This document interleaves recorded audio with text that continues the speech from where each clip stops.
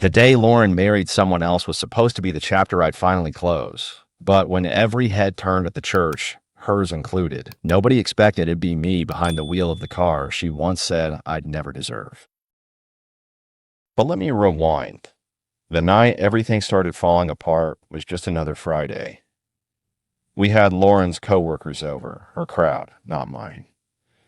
There was wine, laughter, and that humming tension you get when everyone's subtly ranking each other. I was at the stove pan frying salmon, sleeves rolled up because my old pickup's heater was acting up again, and the chill stuck to me after my last supply run. I set the platter down and just wanted to eat, but Lauren's already tossing out one of those little half jokes she likes. Careful, everyone, she calls, tilting her glass. Matt's serving us his specialty, garage-to-table cuisine. Nothing says date night like the scent of motor oil. The group laughs. At first, it sounds polite, but I clock the way her friend Jenna winces, doing that supportive smile people use when they're uncomfortable. Lauren's boss, Greg, leans over. Hey, it's honest work, right? His wife chimes in with, my dad restored classic cars. Takes real skill. She glances at me, trying to throw me a line. Lauren just keeps going. Oh, totally. Skill's great. But it's like, well, some people here, she gestures at Mark, the guy with the Rolex and 2 white teeth, are busy taking companies public. Meanwhile, Matt's building, compostable surfboards in our garage? Mark laughs, a little too hard, and shrugs. Hey, you got to start somewhere. I try to laugh, but it's all eyes on me. It's an alternative resin product. Early days, I say, keeping it light. Lauren doesn't let go. Early days, sure. But it's been, 2 years since you left Gantner? I keep telling him, maybe traction should be more than just what his tires are losing. Another round of laughter, sharper now, even as some people avoid eye contact. Jenna shifts in her seat. I reach for water, hands suddenly clumsy. We're talking to investors, actually. Got some pilots lined up. She interrupts. Which is what you said last year, babe. She uses that voice, half teasing, half warning. But Mark's firm just closed an 8-figure round. Maybe you two should compare notes. Or maybe he can teach you how to pitch a room. She grins at her boss. Matt's still learning how to sell his story. The room goes quiet for a second, everyone awkwardly sipping or checking their phones. Only the sound of silverware moving. Mark's wife tries to change the subject, something about Napa, but Lauren steers it right back. Honestly, Matt, you could do so much more if you just focused. Or, went back to a real job for a bit. I just want you to be happy and solvent. My face is burning, but I force out a laugh.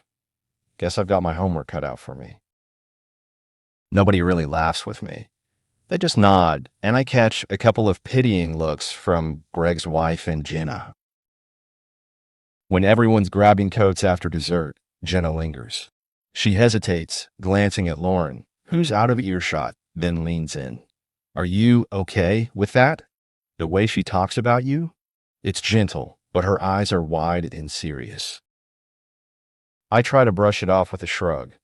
She's just stressed from work. It's fine. She doesn't look convinced. She's been saying stuff. Sorry, maybe it's not my place. I stand there, dish towel in hand, and realize no one else is left, but there's a weird heaviness that doesn't clear out with the cigarette smoke hanging in the air. The laughter from earlier echoes in my head, stinging sharper with every replay. I turn the lights off, but it's impossible not to wonder if Jen is right, if this is more than just stress. The morning after that uncomfortable dinner, I wandered groggy into the kitchen, still thinking about Jenna's words echoing in my head. Coffee was brewing and already click-clacking around. Kitchen's a mess, she called out, not looking up from her phone. I went to clear the pile of junk mail and nearly dropped the whole stack when I saw what was under it. Glossy brochures for luxury condos and those lakefront townhouses Lauren sometimes pointed out through the car window. Some had sticky notes hanging off them. One was scrawled with a fat red marker, future home. Hearts drawn next to a six-figure price. My name was on another Matthew. Imagine this view for your next remote workshop below. I held them in the air. What's all this? Lauren barely paused while typing a message. Motivation. It helps to picture the next step, right? Don't get weird about it. I just want to get us thinking bigger. She took the brochures from me and fanned them out like it was a mood board. Remind me to show you the penthouse floor plan later. The kitchen is insane. Before I could answer, her phone rang, her mom's name flashing big and bold on the screen. Lauren walked out into the hallway, voice a little too loud and bright. No, Mom, I told you, the next place will not be a fixer-upper. I don't care how handy Matt is, I need something finished. You should have heard the stuff at dinner last night. Everyone's moving up. Yeah, it's a little embarrassing sometimes, but I'm working on it. The door buzzed, and I opened it for Chloe, Lauren's friend from her undergrad days. She strolled in wearing yoga pants and carrying a huge iced coffee. Almost tripped on those glossy dreams out there, she joked, bumping the stack of brochures with her elbow. Lauren reappeared, eyes sliding between us, and faked a smile. Chloe. Just in time, I was telling Mom we'll have a real guest suite soon. Kitchen's getting upgraded, too. She flashed the brochures at Chloe, who cocked an eyebrow at me like she wasn't sure if she should laugh or apologize. I tried to keep it light. Guess I better finish fixing the garbage disposal before we close on the penthouse. Chloe snorted, but Lauren didn't even crack a smile. Or we just move somewhere that works out of the box. She turned her back, dropping the brochures onto the counter with a little too much force. Chloe poured herself some coffee and leaned against the fridge, lowering her voice. She's on a roll today, huh? I shrugged. Guess I have to dream bigger. Chloe gave me that look, half sympathy, half you know this isn't just about real estate, right? And took a long drink. Lauren returned, now all breezy. Chloe, you coming to that Success Couples thing on Friday? It's supposed to be amazing for networking, and Matt's finally coming with me. Right, Matt? She gave me that smile that wasn't a real question. I opened my mouth, but Chloe cut in first. Success Couples? Are you two pitching now? I thought Matt was building surfboards, not hedge funds. Lauren rolled her eyes. It's for anyone leveling up. Matt'll fit right in if he ever sells something. She was still holding her phone, already typing. The group chat on my own phone buzzed. I glanced at the screen. Success Couples Mixer, RSVP, Lauren and Matt, confirmed. The invite came from her coworker's number, but Lauren had already answered yes for both of us. Chloe's eyes flicked down to my phone, then back up at me. Well, sounds like a power night. Can't wait to see who brings the flashiest +1. I swallowed, not sure if she was teasing me, defending me, or warning me. Lauren just breezed on, talking about dress codes and guest lists as if I wasn't even in the room. Chloe shook her head slightly and mouthed, "Good luck," as she sipped her coffee, making me wonder if this motivation push was really just about me after all. Friday night came quicker than I wanted, and suddenly I'm standing outside that so-called Success Couples Mixer in a collared shirt that still smells faintly of mineral oil. Lauren's walking half a step ahead, heels sharp against the marble, and barely slows down for me. Inside, the place is buzzing. People circling tables with wine glasses and business cards, everyone scanning for someone more important to talk to. Lauren wastes no time steering me straight to her boss, Greg, who's already surrounded by 3 people laughing too loud. She lays a hand on his arm. Big smile. "Greg, this is Matt, my husband. You know, the guy who builds things in our garage. He's basically a future Elon, if he ever sells something." She drags out the last part, smirking at her coworker Alicia like they were in on some private joke. Greg grins. "So you're the mysterious startup whiz. Heard you're making surfboards or something?" He leans in, eyebrow raised. I try to answer, actually, it's a compostable resin for Lauren cuts me off with a little laugh. His passion project. It keeps him busy, at least. One day, we'll see if it's more than just a science experiment, right? Alicia snorts into her glass. Greg throws his head back and laughs. Hey, that's how Apple started. In a garage. Just don't wait too long. Stock options are real grown-up money. He winks at Lauren, who winks back. I force a smile, but heat's crawling up my neck. We're in talks with manufacturers, actually. Got a couple early stage.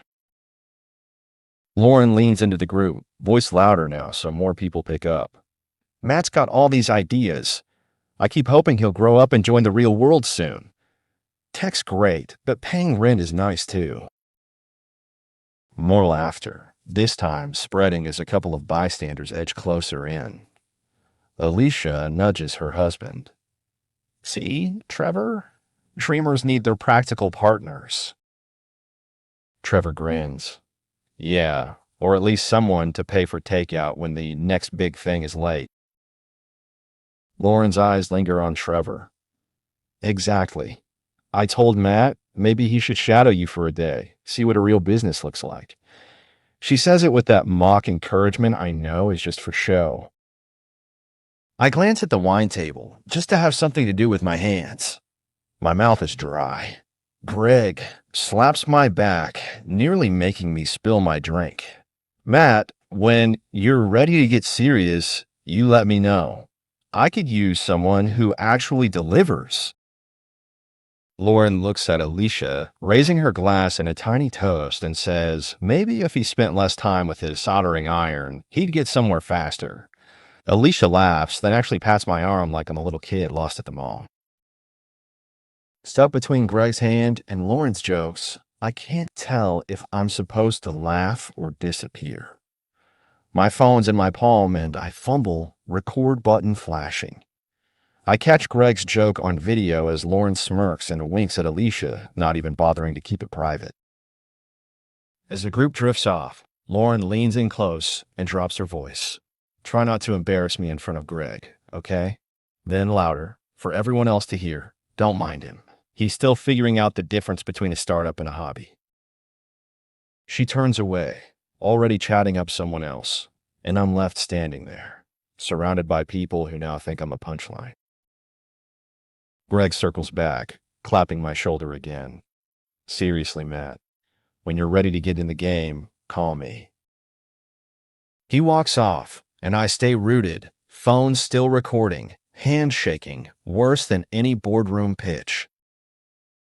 After that mixer, it was like someone flipped a switch on my social life. Monday brought radio silence where there used to be group texts, guys from Lauren's old crowd suddenly too busy to reply even to dumb memes. I checked Facebook and saw I was missing from the group shot everyone posted after the event. Lauren and Greg and Alicia were all tagged, arms around each other, glassy smiles. I'd been edited out with a careful crop.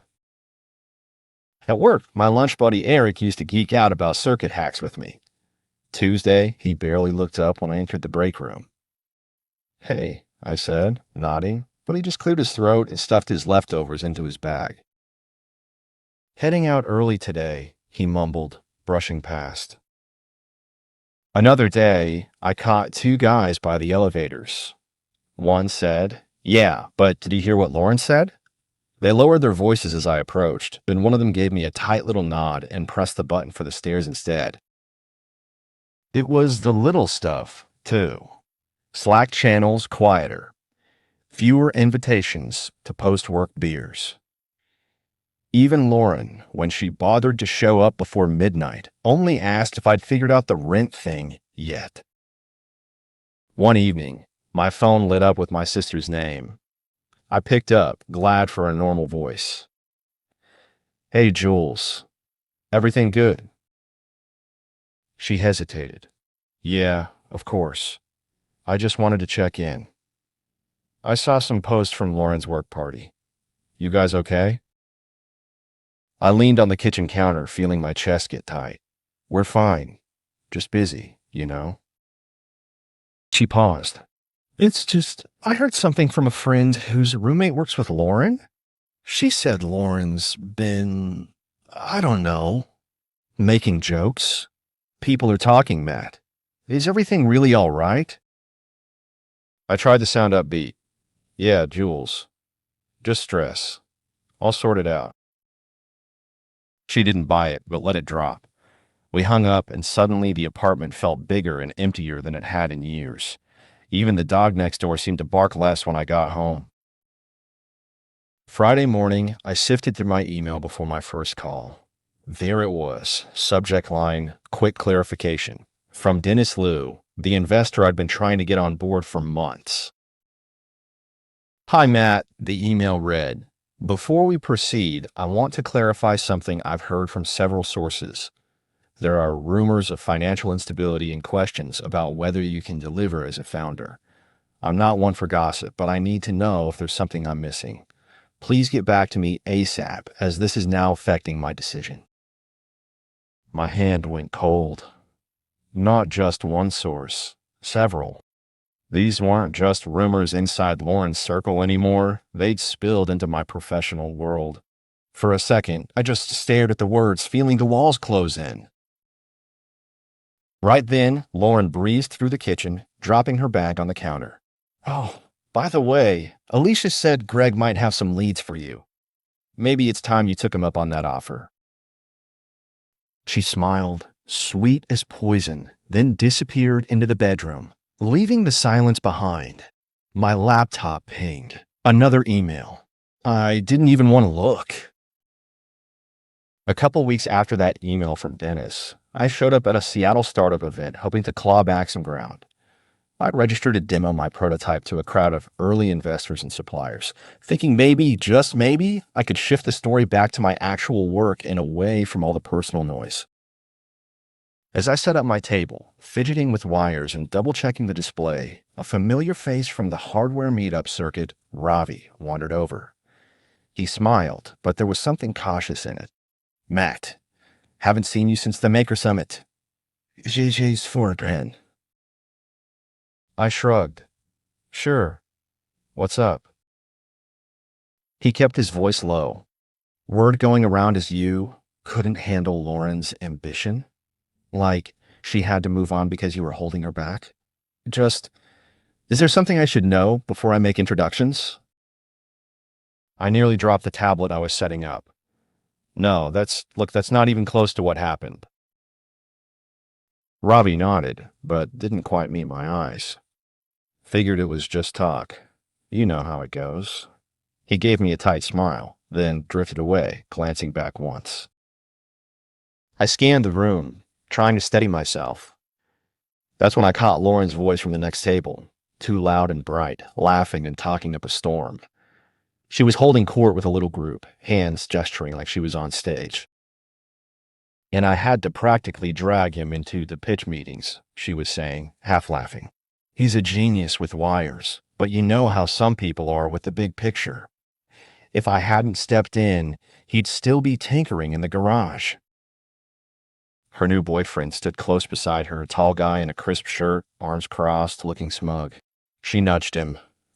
But hey, everyone needs someone to push them, right? The group laughed. One woman said you're like his business fairy godmother. Lauren toasted her with her drink. Let's just say some of us are better at making things happen. Her boyfriend squeezed her shoulder, grinning at her like she'd just landed on the cover of Forbes. My stomach twisted. I turned away, but her voice carried. Honestly, I don't know if he's ready to lead a team. I mean, you need someone who sees the future, not just builds in the past. I kept my head down, fussing with the display, pretending not to hear. But it felt like the air had gotten heavier, and people at the neighboring tables kept glancing over.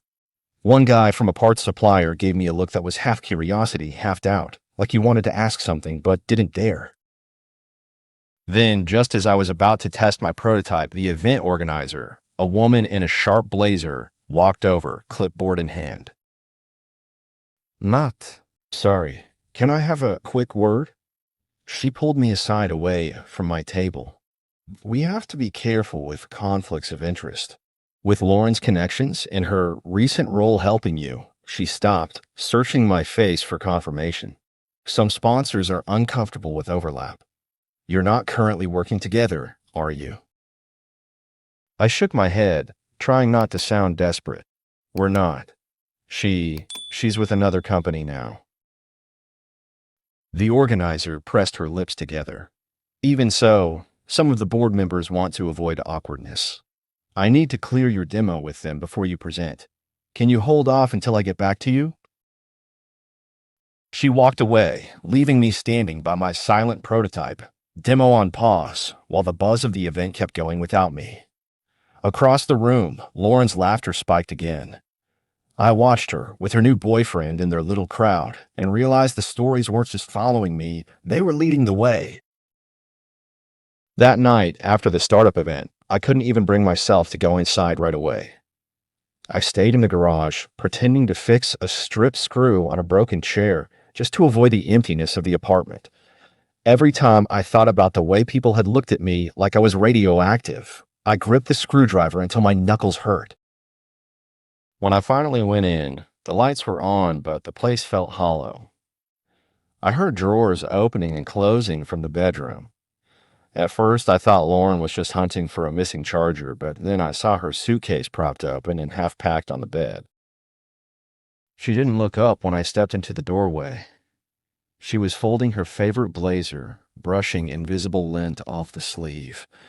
"You don't need to help," she said, voice flat. "I'm just getting my things together." I watched as she zipped up the suitcase, then walked straight past me into the kitchen. That's when I saw it, a pile of broken ceramic on the floor, the handle of my favorite mug jutting from the mess. Next to it, a sticky note in her handwriting. "I need someone who actually wants more." For a second, I just stared. She'd smashed the mug I'd made in college, the only thing I ever kept on my desk through every job and move. It wasn't even about the mug. I could feel the message in her handwriting like a slap. Footsteps thundered down the steps outside. Through the front window, the glare of headlights flashed her new boyfriend's Audi idling at the curb, engine purring, him half out the door waiting for her. Lauren swept past me with her suitcase.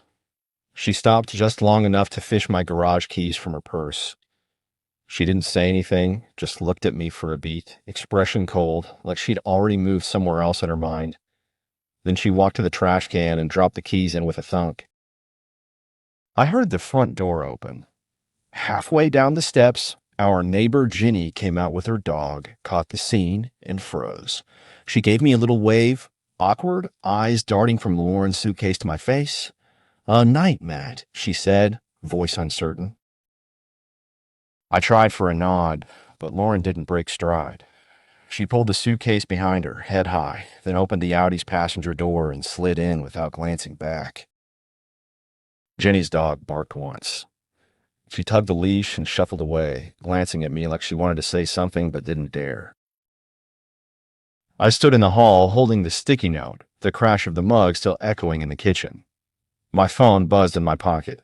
When I checked it, I saw it. Lauren had already updated her relationship status online, tagging her new boyfriend and posting a photo of the two of them at a restaurant. The caption read, "Here's to fresh starts and bigger dreams."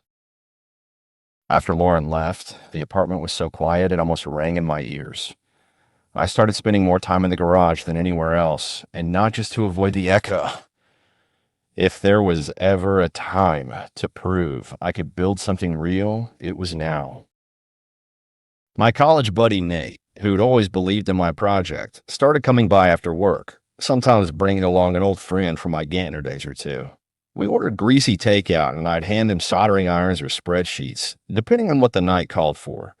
There were no fancy launch parties, no fake networking applause, just us, the hum of the 3D printer and the grind. "You sleep in here?" Nate joked one night, kicking aside my rolled-up jacket. "Because I'm about to." "Feels like it sometimes," I said, shoving a half-finished prototype down the line. Sarah, who'd jumped ship from her cushy job to help, pointed at the whiteboard. "It's still wild nobody else is doing this, Matt. We're going to get somewhere. Just keep pushing." The days blurred into weeks, then months. We started hitting small expos, renting the cheapest possible booth, sometimes next to some guy selling hydroponic tomatoes. But a few times, real industry folks stopped, actually listened. We got written up by a green tech blog. A regional supplier put our prototype in their product catalog, and Nate whooped so loud at the email I thought the landlord would call the cops. Little by little, I noticed something strange. Lauren's name stopped coming up. Instead, we talked milestones, tightening the supply chain, new test results, who was going to present at the next expo. I'd get home late, tired but kind of electrified, and realize I'd gone a whole day without thinking about her at all. Sarah flicked through emails late one night and snorted. "You'll love this. Some manager at Greenleaf just asked if you'd consider consulting. Guess who's on staff there now?" I glanced over her shoulder. Sure enough, Lauren's old company. "Let's take the meeting," Nate said, grinning. "You've got the upper hand for once." I pushed back from the table. "Only if they're serious. I'm done being a prop for someone else's ambition." A week later, another odd thing happened. Nate stepped out for a call, came back shaking his head with this "can you believe it" look. "So, get this, Lauren listed you as a reference for a job at Future Synthetics. Guess who's running the division she's applying to?" I nearly dropped my coffee. "You?" He grinned. "Me. They called this morning, wanted the inside scoop. Wild, right?" Sarah leaned forward, all business. "Tell them what she did. Don't sugarcoat." Nate laughed. "Don't worry, I kept it professional. Just gave them the facts. But Matt, looks like our new chapter still needs your signature." The three of us cracked up, but underneath it, I felt something shift. For the first time, it wasn't about running from embarrassment. It was about building something that made people pay attention, on my terms, not hers. Sarah tapped her phone. "Greenleaf's demo is tomorrow. We're on. This is it."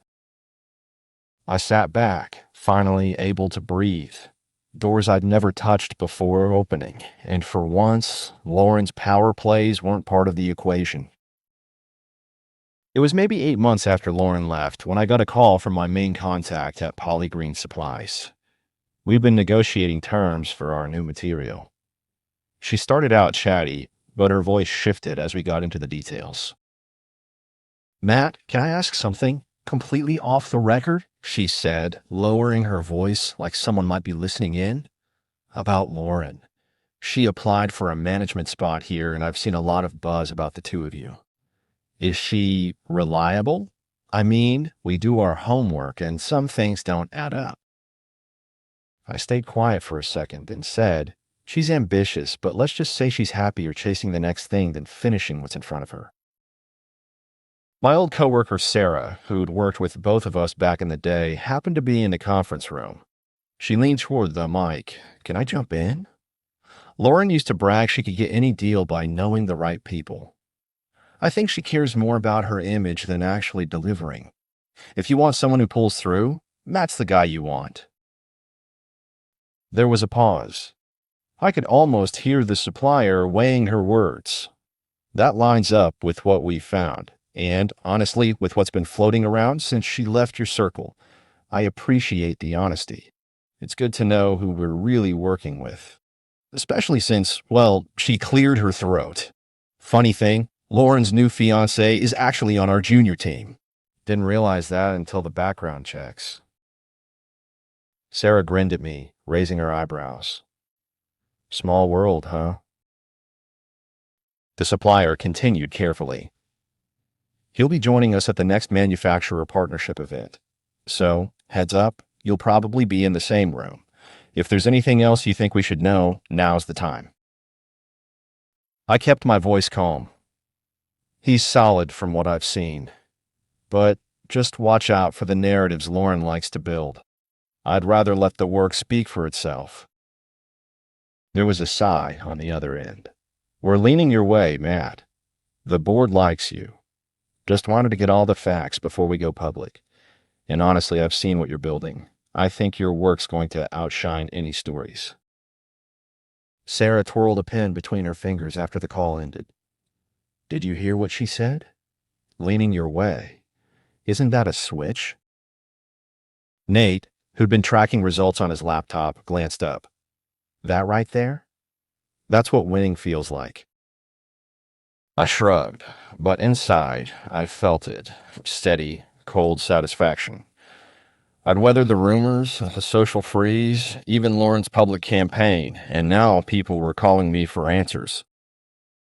Sarah snorted. So, you ready for your big reunion with the happy couple? Should we bring popcorn to the partnership event? I grinned, already picturing Lauren's reaction, but kept it steady. Let's just make sure we have the best product in the room. The rest will take care of itself. As I packed up for the evening, my contact shot over a calendar invite. Confirmed. Partnership event downtown next Friday. And just like that, the tables were starting to turn.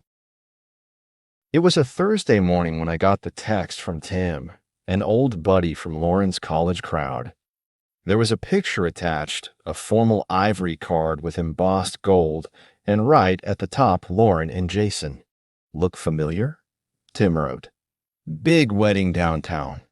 You going? Rumor is she's planning some insane entrance. I zoomed in on the card, half expecting it to be a prank, but there was her new name and his, Jason Reeves, the same guy from the supplier's junior team.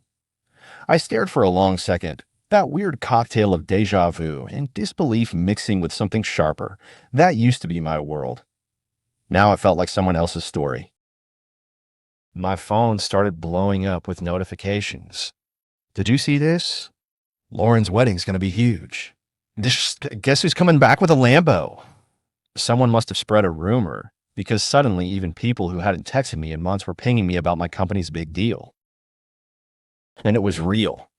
The day before, we'd signed a supply contract that put us on the map. 7 figures over 3 years, the kind of deal the old me barely believed possible. My team dragged me to drinks, and when we got to the parking lot, they blindfolded me for a surprise. Sarah grabbed my arm. Please tell me you trust us. Nate led me forward and stopped me right in front of something that sounded like an angry bumblebee idling. Okay, unveil our founder's new ride. The blindfold came off, and there it was, a yellow Lamborghini. Pre-owned, but to me it looked brand new, like a trophy on wheels. My jaw dropped. You guys did not. Nate cracked up. We did. Every cent above the bonus line went into it. You built this company from nothing, Matt. You deserve to turn some heads for a change. Sarah handed me the keys. Just promise me you won't let Lauren's crew scratch it if they get jealous. The next morning, my phone dinged again, this time from Kelly, my contact at Polygreen. Hey, bad timing, but any chance you could drop by Lauren's wedding on Saturday? Jason's whole team is there, and it'd be good for the new partnership if you shook a few hands. Quick appearance, in and out. I laughed, almost disbelieving. You want me to crash Lauren's big day? Kelly replied, not crash, just show up. Bring the car. Trust me, it'll send a message. Her new guys team already knows you're the boss now. Nate, overhearing, raised his eyebrows. That's one way to RSVP. Just don't run over the cake. For a second, I didn't answer. The idea was wild, but the old circuit that shut me out was now buzzing about my comeback. My team all started grinning as I showed the text around. Do it, Sarah said. Let them see exactly who you are now. I slid the invitation onto the dash of my new car, heart racing in a way I hadn't felt in years. The story was about to flip, and this time, everyone was going to see it for themselves. I'll never forget the sound that Lambo made as I rolled into the church lot, like every head inside and outside just snapped at once. There were wedding guests in suits and cocktail dresses clustered by the steps, half with phones in hand, half just staring. Someone actually dropped a mimosa. I stepped out, handed my keys to the teen working valet, who just grinned and whispered, Dude, sick ride.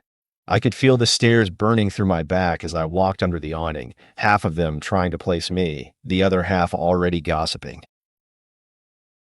Through the glass, I caught Lauren in the entryway just as the photographer was lining up a shot. She was radiant, all styled up, about to give her best smile when she spotted me. For one raw second, her shock was so obvious the photographer lowered his camera. She didn't move, mouth parted, holding the bouquet she nearly dropped.